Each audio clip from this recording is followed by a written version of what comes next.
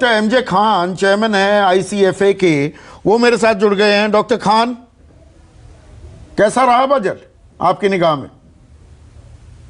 कोई बहुत इनोवेशंस तो नहीं दिखाई पड़े हैं एग्रीकल्चर के लिए, और सिर्फ अनाउंसमेंट्स कुछ हैं जो एक्सपेक्टेड लाइंस पे हैं। इनफैक्ट उस पे काम ऑलरेडी शुरू हुआ था, जैसे नेचुरल फार्मिंग को बढ़ाना है, लेकिन स्टेटमेंट और रियलिटी में जो गैप है उसको भरने की तरफ कोई स्टेप नहीं दिखाई पड़ रहे हैं। जैसे फर्टिलाइजर, जो केमिकल फर्टिलाइजर है उस पे जीएसटी है 5% और बायो पे है 12%। अगर नेचुरल फार्मिंग या ऑर्गेनिक एग्रीकल्चर बढ़ाना है तो कम से कम पैरिटी तो लाएं। आइडियली होना चाहिए था कि बायो एग्रीकल्चर या बायो इनपुट्स पे 0% होना चाहिए जीएसटी, है उससे डबल से भी ज्यादा। दूसरा कि केमिकल फर्टिलाइजर्स और subsidize to the tune of almost 1 lakh crore के आसपास रेंज कर रहा है, 80,000 से 1 लाख 20,000 करोड़ के बीच, और बायो इनपुट्स 0 सब्सिडाइजेशन। इसका मतलब, और यहां पर एक बात और कह दूं एमजे खान साहब, correct me if I am wrong, जो ये आपने केमिकल फर्टिलाइजर्स को सब्सिडी वो का बेचा तो जाता है ये कहकर कि किसानों को सब्सिडी मिल रही है, वो किसानों को नहीं मिलती खाद की सब्सिडी, वो दरअसल कंपनियों को मिल रही है। वो कॉम्प्लेक्स सिस्टम है उसमें कि जो लेसर एफिशिएंट है उनको ज्यादा सब्सिडाइजेशन होता है। इसका मतलब we are funding to inefficiencies. Yes, तो एक तरीके से, लेकिन मोटी मोटी बात यह है कि अगर प्रमोट हम कर रहे हैं ऑर्गेनिक एग्रीकल्चर और सब्सिडाइज कर रहे हैं केमिकल फर्टिलाइजर, तो ये तो बहुत बड़ी डायकोटमी है।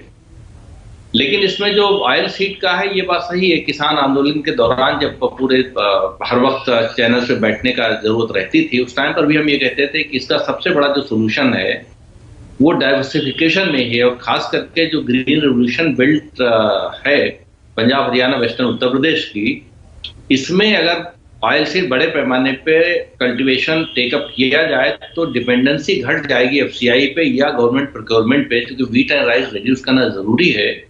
और देश को जो एक तरीके से 60% के आसपास जो हम लोग इंपोर्ट कर रहे हैं ऑयल सीड, उस पर भी कमी आ जाएगी। तो नहीं तो किसानी जिस समस्या में है, साल भर से ज्यादा आंदोलन चला डॉक्टर खान, 27 रुपए प्रतिदिन की आमदनी है एक किसान की, 74,171 रुपए का उसके ऊपर कर्ज है। इस बजट में उस स्थिति से किसान को निकालने का रास्ता दिखाया जा रहा है क्या, या दिखाया गया क्या आज बजट में? कोई बहुत इनोवेटिव आइडियाज नहीं दिखी हैं अब तक जो मैं देख पाया हूं बजट को, कि बहुत ट्रेडिशनल जो एक डिस्कशन में ऑलरेडी लंबे टाइम से चल रहा था, जिस पे ऑलरेडी एक्शन हो रहा था। जिससे ड्रोन्स की बात कही गई, तो ड्रोन्स तो ऑलरेडी पॉलिसी आ चुकी है पिछले महीने ही। केमिकल फ्री एग्रीकल्चर की ऑलरेडी बात चल ही रही है, लेकिन एक्शन जो होना चाहिए था बजट के थ्रू, तो स्टेटमेंट है नो मीनिंग। स्टेटमेंट तो एग्रीकल्चर मिनिस्टर देते रहते हैं सुबह शाम तक। नहीं, ये कह देना एमएसपी पर हम खरीदी करेंगे और खरीदी करेंगे और सीधे बैंक खातों से जोड़ दिया जाएगा, किसानों के बैंक खातों से पेमेंट को, भुगतान को, ये सिस्टम तो पहले से है ना, इसमें नया क्या है? करेक्ट, उसमें होना ये चाहिए था कि किस तरीके से जो एमएसपी अनाउंस्ड है और जो एक्चुअल प्रोक्योरमेंट प्राइस है मार्केट में, उसके बीच में जो गैप एग्जिस्ट करता है, उसको एड्रेस करने के लिए क्या सरकार कर रही है, वो डेफिनेट मेजर होता। ऑनलाइन पेमेंट ट्रांसफर करें या लोकल पेमेंट ट्रांसफर करें, उसमें एफिशिएंसी का थोड़ा फर्क पड़ सकता है, लेकिन एक्चुअल क्वांटम ऑफ बेनिफिट में किसान के नजरिए से कोई फर्क नहीं पड़ता है। एक हल्ला ये भी मचा था डॉक्टर खान की जो किसान सम्मान निधि है वो 6,000 रुपए से बढ़ाकर 8 या 9,000 रुपए भी की जा सकती है, लेकिन ऐसा हुआ नहीं। हम उसमें बहुत ज्यादा होपफुल इसलिए थे कि उत्तर प्रदेश में इलेक्शन आने वाले हैं, और जो इमीडिएट बेनिफिट सरकार को चीज दे सकती है वो फाइनेंशियल इंसेंटिव ही दे सकती है। बाकी कोई पॉलिसी प्लान्स एंड प्रोग्राम जो अनाउंस होते हैं जमीन पे उतरने में, उनको 6 महीने से लेके कई साल तक लग जाते हैं। तो हम भी ये उम्मीद लगाए बैठे थे कि शायद इसको डबल कर दिया जाए, 12,000, उससे एक मैसेज डिफरेंट चला जाएगा, लेकिन वो अभी तक तो नहीं हुआ है। कहीं सेपरेटली कर दिया जाता है बजट तो और बात है एडमिनिस्ट्रेटिव मेजर से। तो किसानी के लिए कोई बड़ी राहत इस बजट में नहीं दिख रही है, और इसमें खास बात यह भी है, और यह मैं सुबह से ही कह रहा हूं, कि good politics is not good economics and good economics is not good politics. लेकिन यहां पर थोड़ी कंफ्यूजन में आ गए हैं क्या हमारे बजट के निर्माता यानी कि निर्मला सीतारमण, कि ये गुड पॉलिटिक्स भी नहीं हुई, गुड इकोनॉमिक्स भी नहीं हुई? जी जी जी, ये आप कह सकते हैं। गुड पॉलिटिक्स के लिए तो मैं कमेंट नहीं करना चाहूंगा। हाँ। लेकिन क्योंकि मैं इकोनॉमी को कंसर्न करता हूं तो मैं तो डेफिनेटली नहीं, गुड पॉलिटिक्स का मतलब होता है कि कुछ रेवड़ियां बांटी जाए, कहीं उत्तर प्रदेश, पंजाब। नहीं, गुड पॉलिटिक्स आप यहाँ कह सकते हैं, जैसे कि एग्रीकल्चर में जैसे 6,000 रुपए हर किसान के बैंक में डायरेक्ट देने की बात कर रहे थे। अगर ये इमीडिएटली यहाँ पे पैसे कुछ इंक्रीज कर देते, जैसे हमने उम्मीद करा था कि 6,000 को 8,000 करेंगे या फिर उसको 10,000 करेंगे और एक इंस्टॉलमेंट में देंगे, क्योंकि डिजिटल पेमेंट को बार बार प्रमोशन की बात करते हैं ये, तो वहां पे अगर ये चीज करते तब कहते कि हाँ ये पॉलिटिक्स, मतलब समहाउ जो बजट है वो पॉलिटिकल बजट है, इस तरीके से कुछ चीजें निकल के आ सकती थी। लेकिन जैसे इन्होंने अभी आप देखोगे कि क्रिप्टो करेंसी के ऊपर भी इन्होंने टैक्सेशन सिस्टम वो लॉन्च कर दिया है। क्रिप्टो करेंसी में चाहे आपका प्रॉफिट गेन कुछ भी हो, उस पर 30% के आसपास टैक्स देना है, फिर उस पर 1% TDS का भी प्रोविजन वो उन्होंने नए तरीके से डाला है।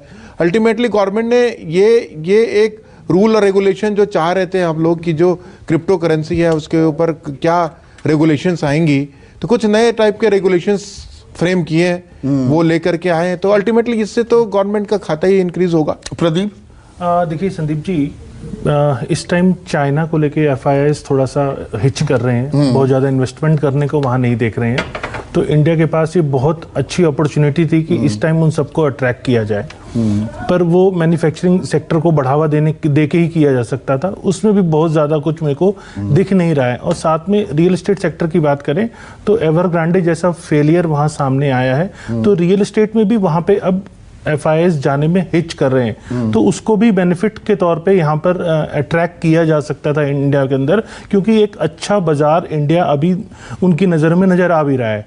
लेकिन उसके बावजूद भी यहाँ बहुत ज्यादा कुछ सरकार के सामने कंपल्शंस, हम 2 साल के कोरोना काल से अब निकलने की कोशिश कर रहे हैं। हाँ, नहीं, लेकिन अगर वो कंपल्शंस थी तो वो आम आदमी की जरूरत भी थी, उसको दोनों तरफ से देखे ना, आम आदमी की भी जरूरत है। हाँ, तो वहां पर वो आम आदमी को भी नहीं मिला, और FIIs जो इन्वेस्टमेंट को अगर attract out of the box कुछ आइडिया नहीं दिखाई दिया है। क्या आप ये कह रहे हैं? जी जी। SK विज रेलवे बोर्ड के सदस्य रह चुके हैं, वो हमारे साथ जुड़ गए हैं। विज साहब, 2017 के बाद वो परंपरा खत्म हो गई कि रेलवे बजट पहले और उसके बाद आम बजट, और रेलवे को लेकर क्या बड़ी बातें दिखाई दी आपको इस बजट में?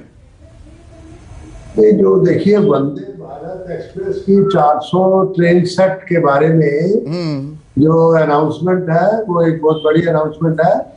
वो एक बहुत अच्छा डेवलपमेंट है इंडिजिनस, उसमें ऑपरेशंस की एफिशिएंसी भी है और इनकम का भी साधन एक अच्छा है। तो रेलवे में इस तरह की सुविधा वाली चीजें जो कि इंडिजिनस डेवलप्ड है, और स्पीड जो है 130 तक उसकी लिमिट की है, मेरे ख्याल में 140-150 तक भी कर सकते हैं, बट गतिमान एक्सप्रेस जैसे 160 भी चलती है। और जहां तक ये स्पीड जो 180-200 किलोमीटर की बात की जाती है, मेरे ख्याल में वो एग्जिस्टिंग सिस्टम पर उचित नहीं है। नहीं, वो बुलेट ट्रेन का पता ही नहीं, बुलेट ट्रेन कब भागेगी, वो भी कहीं बीच में थोड़ा उधर में लटकी हुई है। नहीं, देखिए, उसमें कुछ तो लैंड एक्विजिशन प्रॉब्लम्स है महाराष्ट्र में। हाँ। तो काम तो कुछ चल रहा है गुजरात में, बट ये जरूर है कि आफ्टर उसका जो पर्पज है वो पर्पज तो पूरा सॉल्व कभी होगा। पर देखिए, हाई स्पीड जो रेलवे है वो हमें एक बताने के लिए कि हमने भी हाई स्पीड चला लिया, वो एक अच्छी बात है। पर मैं कहूंगा उसके बारे में एक निर्णय रिव्यू होना चाहिए, उसको भी ब्रॉड गेज पर बनाना चाहिए, उसको स्टैंडर्ड गेज जो यूरोपियन गेज है उस पर नहीं बनाना चाहिए। और हमारे जो देश में ये प्रथा स्टैंडर्ड गेज की चल रही है काफी सालों से, दिल्ली मेट्रो के वजह से, वो भी बंद होनी चाहिए। ये रैपिड रेल ट्रांसपोर्ट सिस्टम भी जो चल रहे हैं स्टैंडर्ड गेज पे, उसको भी ब्रॉड गेज पर ही करना चाहिए। ठीक है विद साहब, मेरे साथ मेरे सहयोगी अमित पांडे भी जुड़ गए हैं पंजाब के नवा शहर से। इनके साथ किसान भी हैं, किसान बेसब्री से इस बजट को देख रहे थे। आम आदमी तो देखता ही है, मेरे जैसे नौकरी पेशा लोग, कि भाई कुछ इनकम टैक्स रिटर्न में कुछ छूट मिलेगी, कुछ एग्जेम्पशंस बढ़ेंगी। लेकिन अमित पांडे, जो आपके साथ किसान हैं, किस तरह से देख रहे हैं आज के बजट को?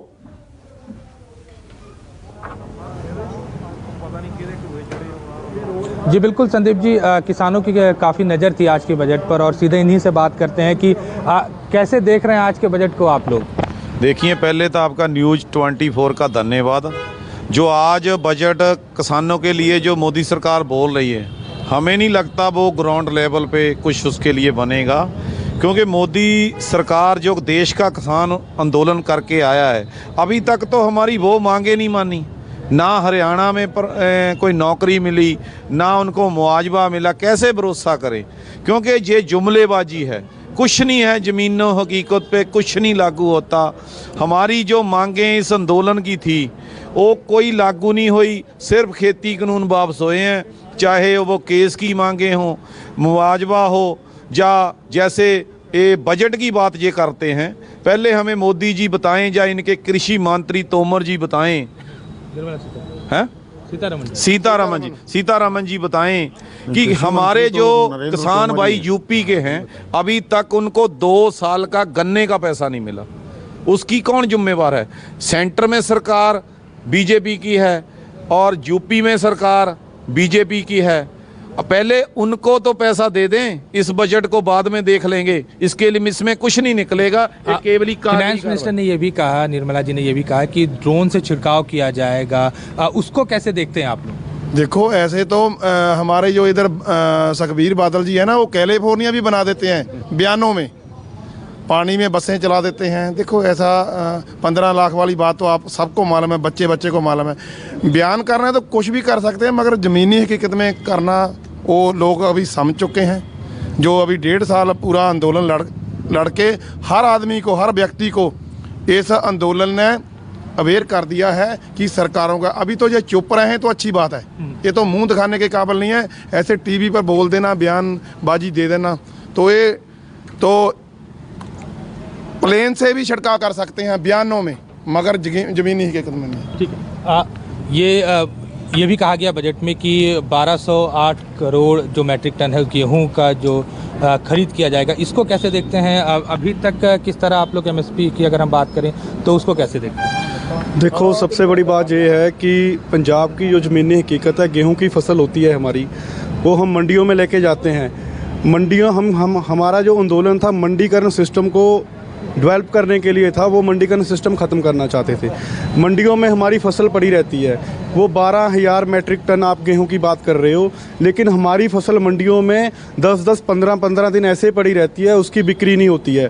अगर कोई बारिश आ जाए उसका प्रॉपर प्रबंध नहीं है। हमें ऐसे नहीं है कि हमें जो हम अनाज पैदा करेंगे वो हमारे तो बिकेगा, सरकार का उसके ऊपर बनता है कि सरकार को ख़रीदना पड़ेगा। लेकिन हम ये चाहते हैं गेहूँ की बिक्री तो चलो जितना अनाज पैदा करेगा वो तो होगी गेहूँ की बिक्री, ठीक है, कम दाम पे हो ज़्यादा दाम पे हो, लेकिन उसको संभालने के लिए प्रॉपर तरीके अपनाने चाहिए। हमें चाहते हैं कि हमारे जो मंडीकरण सिस्टम है, मंडियों में जो हमें प्रॉपर शेड चाहिए, जो आड़तियाँ हैं उनको प्रॉपर फैसिलिटीज़ प्रोवाइड करनी चाहिए। देखो, 12,000 मैट्रिक टन गेहूँ किसान पैदा कर सकता है, आप 24,000 मैट्रिक टन भी गेहूं कहोगे वो भी किसान पैदा कर देगा। लेकिन मसला ये है कि उसकी खरीद ज़मीनी लेवल पर होगी कैसे? 10 और 15 दिन तो गेहूं हमारी वैसे ही पड़ी रहती है। ठीक, सर, प्राकृतिक खेती को बढ़ावा देने की बात कर रही हैं निर्मला जी। शुक्रिया तो हमें लगता है कि अभी हम लिए चलते हैं आगरा आपको, जहां मेरे सहयोगी ऋषिकेश कुमार हैं। ऋषिकेश, आगरा के किसान क्या कह रहे हैं बजट के बारे में?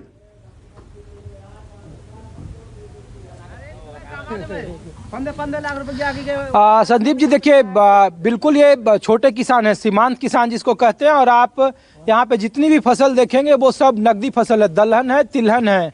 और ये किसानों, ये बताइए कि आज के बजट से क्या उम्मीदें थी, सरकार किसानों के लिए क्या कर रही है और क्या करना चाहिए था?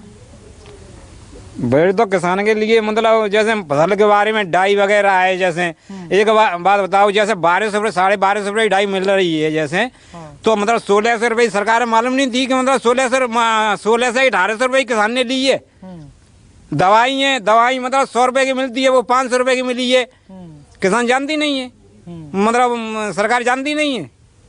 कैसा क्या है? सही बोल रहे हैं भाई साहब? ये सही तो बोल ही रहे हो, क्या बात है?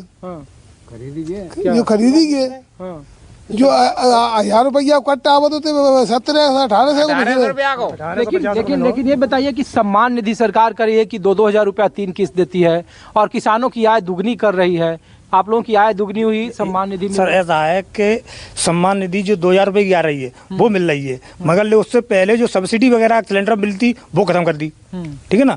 तो जब वो जो पहले की स्कीम थी वो खत्म करके मतलब ये 2000 रुपये लालच मिल गया ये, ठीक है। अब ये हो सकता है आगे चल के ये भी खत्म हो जाए तो दूसरा लालच चालू हो जाएगा। लालच है। क्या लग रहा है सरकार कैसा काम करेगी किसानों के लिए? वैसे किसानों के लिए किया तो बहुत कुछ है, लेकिन ऊपर वाले जो कुछ करते हैं और जो वो रह जाता है, किसी को मिल नहीं पाता है, कहीं कुछ हो जाता है। और ये गाय फायने की ज्यादा परेशानी है गांव में, किसानों को सारी रात जागते हैं। सही बोल रहे हैं सर। ऐसा है कि सरकार में संतुष्ट तो नहीं है हम लोग। किसान को ही, मध्यम गरीब का किसान वो सब दबा कुचला हुआ है और मतलब ठगा सा महसूस कर रहा है। अच्छा। इसमें कोई राहत वाली बात नहीं मिली है सरकार में। तो ये सरकार करिए कि आपका 22 में आय दोगुना कर देंगे, आपके किसान का पैसा पहले बिचौलिया खाएगा था, अब सीधा पैसा मिलता है। उनके वायदे थे, उस कारण हमें मतलब अच्छी सरकार का हमने मतलब चुनाव किया था। और अब हमें उससे कोई मतलब राहत नहीं मिली है और ना हमें इससे कोई भरोसा है। क्या आप, अच्छा आपका जो देख रहे थे कि टमाटर है, मिर्च है, मंडी है, पहले से क्या आपकी आय दुगनी हुई? सरकार ने कहा बिजली का बिल कम कर दिया अभी योगी सरकार ने, चूंकि चुनाव है तो आधा बिल आ रहा है आपको? नहीं आधा नहीं आया, इस महीने का जनवरी का अभी मैंने देखा है तो 2565 या 2570 रुपए ऐसे आया है। ऐसा ही पहले आता था। तो क्या उम्मीद है किसान के लिए, सरकार को क्या करना चाहिए था? तो किसान तो यही चाहता है कि बिजली और इनमें किफायत मिले, खाद वगैरह इनमें किफायत मिले, यही चाहता है किसानों के। सही बोल रहे हैं। फसल इसके लिए तो आय दुगनी करने का कोई लक्ष्य नहीं रहा सरकार का। अच्छा। हम तो पीड़ित है इस चीज से।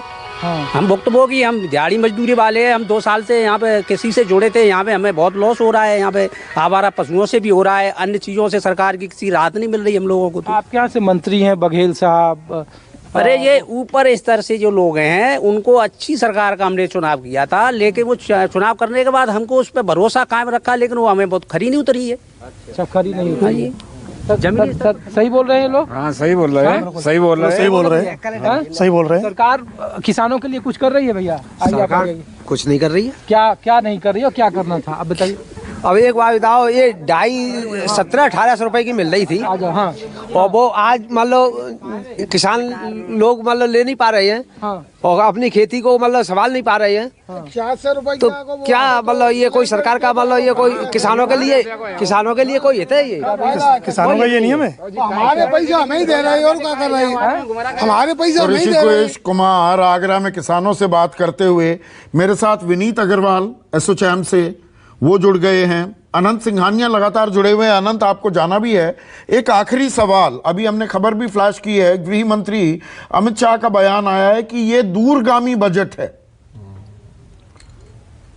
ये आगे लंबे अंतराल के लिए, लंबे समय की दृष्टि रखने वाला एक बजट है। आप इसको किस तरह से देखेंगे? दरअसल 2 साल से हम कोरोना काल भी झेल रहे थे, तो आम आदमी कुछ राहत की उम्मीद भी कर रहा था, या हम लॉन्ग टर्म पर्सपेक्टिव ही हमें देखना होगा, वो जरूरी हो जाता है?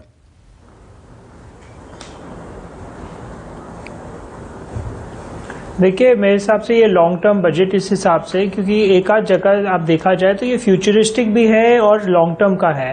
आप देखिए ईवी पॉलिसी बहुत ज़रूरी है हर एक कंट्री को। हम ग्रीन टेक्नोलॉजी की तरफ जा रहे हैं। निर्मला सीतारमण जी ने कहा कि हम बैटरी स्वैपिंग की स्टैंडर्ड्स ला रहे हैं, ताकि जो भी अभी फ्रेश मैन्युफैक्चरिंग आएगी इलेक्ट्रिक व्हीकल में, ज़्यादातर वो बस हो, कार हो, मोटरसाइकिल हो, इसकी battery swapping technology, battery swapping जो स्टैंडर्ड्स है, इससे क्या होगा, हर एक आदमी एक पर्टिकुलर फॉर्मेट में बनाएगा, कोई छोटा बनाएगा, कोई बड़ा बनाएगा, बाद में जाके आप स्टैंडर्डाइज करें। तो इन्होंने शुरू से किया। एक दूसरा चीज़ इन्होंने स्टार्टअप जो ड्रोन्स के लिए है, ड्रोन्स भी एक मैकेनिज्म है मॉनिटरिंग के लिए, डिलीवरी के लिए, टेलीमेडिसिन हो या कोई भी चीज़ के, इसके लिए स्टार्टअप्स में ये फंडिंग कर रहे हैं। तीसरा जो फ्यूचरिस्टिक है कि हम इंडिया से अपनी खुद वर्चुअल डिजिटल करेंसी ला रहे हैं। हमने रुपे लाया, क्रेडिट और डेबिट कार्ड सिस्टम में जो world wide visa, master card, MX control करते थे, अभी रुपे बहुत बड़ा एक प्लेयर हो गया है इंडियन मार्केट में ट्रांजैक्शन के लिए।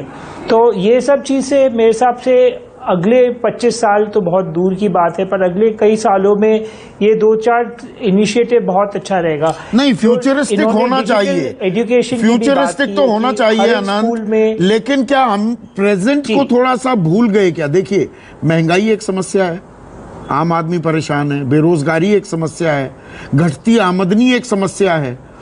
प्रेजेंट को भी एड्रेस करना चाहिए था क्या, या किया गया है क्या? मेरे हिसाब से जरूर कंजम्पशन में हमें डेफिनेटली कुछ ना कुछ करना चाहिए था, जहां पर हमने अभी फिलहाल तो बजट में जो मुख्य ये फाइनेंस मिनिस्टर ने कहा उसमें मुझे नहीं दिखा, खाली कैपेक्स में दिखा, और आप एग्रीकल्चर का सपोर्ट प्राइस में दिखा, आप लॉजिस्टिक्स में जो भी उन्होंने किया उसमें दिखेगा, एजुकेशन सेक्टर में दिया है, एमएसएमई में जो 50,000 करोड़ का एलोकेशन किया है उसमें दिखा है, और जो भी रैशनलाइजेशन किया है कस्टम ड्यूटी में जहां बढ़ाया है तो शायद डोमेस्टिक में ज़्यादा इम्पैक्ट होएगा कि domestic manufacturer will be more competitive, उनको इंसेंटिव रहेगा ज़्यादा प्रोडक्शन करने के लिए, तो इस एरिया में है। पर कंजम्पशन में कुछ और करना ज़रूरी था जो फिलहाल हमें नहीं दिखा। ठीक है, बहुत बहुत शुक्रिया अनंत, आपने वक्त निकाला। डॉक्टर खान, मैं वापस थोड़ा सा फ्लैशबैक में जाना चाहूंगा। जो मेरे सहयोगी ऋषिकेश कुमार आगरा में किसानों से बात कर रहे थे, जो किसानों का दर्द है कि ठीक है आप किसान सम्मान निधि दे रहे हैं, लेकिन जो हमारी लागत लगातार बढ़ती जा रही है, आपने जीएसटी का तो जिक्र खुद ही किया, जो लागत बढ़ रही है किसानों की, वो खाद की कीमतों को लेकर, बिजली की कीमतों को लेकर, उपकरणों को लेकर, उसके बारे में भी कुछ रास्ता निकलते दिखा है इस बजट में आपको? कुछ रास्ता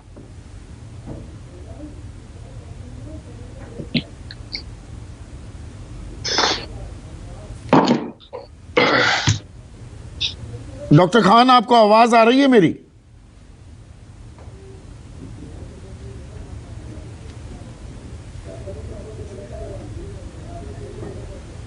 डॉक्टर खान, आपको आवाज आ रही है मेरी? आ रही है जी। डॉक्टर खान, मेरा सवाल आपसे, आवाज आ रही है आपकी? जो ये मेरे सहयोगी ऋषिकेश कुमार आगरा में किसानों से बात कर रहे थे, उनका ये कहना कि हमारी जो लागत लगातार बढ़ती जा रही है उसके बारे में भी कुछ करना चाहिए सरकार को। इस बजट में कुछ होता दिख रहा है, या किसानों की जो ये परेशानी है क्या आप जायज मानते हैं उसे? देखिए, इनकम बढ़ाना तो अनाउंसमेंट 2016 में माननीय प्रधानमंत्री जी ने किया था कि 2022 तक डबल हो जाएगी, लेकिन अब तक का जो ग्रोथ रेट है उससे कन्विंसिंग आंसर नहीं मिल पा रहे हैं। इनफैक्ट जो चेयरमैन थे इंटरनेशनल ग्रुप के doubling farmers income, doctor Ashok Dalvi, उन्होंने 2 साल पहले अहमदाबाद में ऑफिशियली बयान दे दिया कि 2022 तक डबल नहीं हो पाएगी। तो अब सरकार अगर व्हाइट पेपर लेकर आए इस पे कि पिछले 5-5.5 साल की प्रोग्रेस क्या हुई है और जो रिमेनिंग पीरियड है उसमें डबल क्या करने के लिए क्या क्या ऑप्शंस या क्या क्या स्टेप लिए जा सकते हैं, तब उसके बाद में ज्यादा बेहतर तरीके से हम लोग बात रख पाएंगे। लेकिन अभी तक जो अनवेरिफाइड डेटा है या जो रिकॉर्ड सामने आ रहे हैं उसके हिसाब से डबल नहीं हो पाएगी। तो इस बजट में उम्मीद किए थे कि कोई मेजर इनकम बूस्टिंग मेजर्स को अनाउंस किया जाएगा ताकि उससे रिमेनिंग पीरियड में वो असर आ जाए, ताकि कुमुलेटिव जो अभी तक का स्लोअर ग्रोथ रेट है वो सडनली बढ़ जाएगी, तो कहीं ना कहीं ऑफसेट कर देगी और शायद 2022 खत्म होते होते इनकम। तो किसानों के कंसर्न्स को पूरी तरह से एड्रेस नहीं किया गया है, आप ये कह रहे हैं? नमस्कार, मैं हूं मानक गुप्ता। अगर आपको हमारा ये वीडियो पसंद आया हो तो इसे लाइक और शेयर जरूर करें, और हाँ, हमें सब्सक्राइब और फॉलो करना ना भूलें ताकि आप देश और दुनिया की कोई खबर मिस ना करें। तो जुड़े रहिए हमारे साथ और देखते रहिए न्यूज़ 24।